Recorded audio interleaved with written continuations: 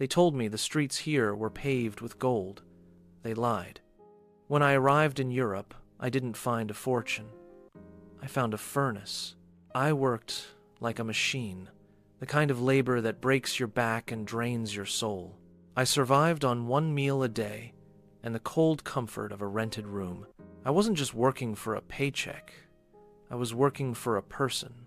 Every hour of overtime, every lawyer's fee, every missed meal was a brick in the foundation of the life I was building for us. I did it all by the book. Legal papers, immigration fees, endless appointments. I denied myself the basic comforts of life because I had a vision. The day her visa was approved, I felt like a king. At the airport, I carried her bags like they were filled with gold. I walked tall.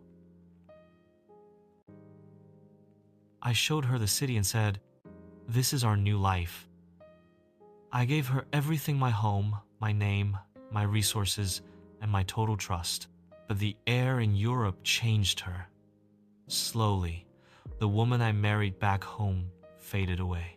In her place stood a stranger, someone cold, someone who viewed my sacrifices as not enough.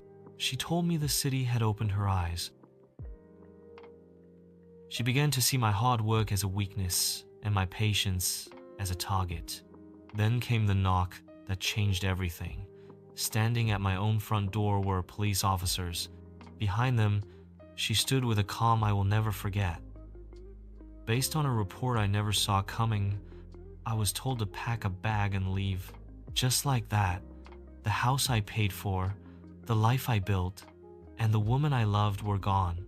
I walked out into the cold like a criminal, while she stayed in the warmth I had provided. The aftermath was a blur of shame and loss. Divorce papers, legal battles. Then, the final blow. Because my residency was tied to the marriage, my right to stay crumbled along with my heart. Everything I worked for had collapsed. For a long time, I sat in the silence of that loss. I felt like I had nothing left. But then, I looked at my hands. The same hands that worked those back-breaking jobs were still strong. The same mind that navigated the complex immigration systems of a foreign land was still sharp. She took the house, she took the papers, and she took the comfort, but she could not take my grit. Today, I am no longer looking back at what was stolen. I am looking at what I am capable of building.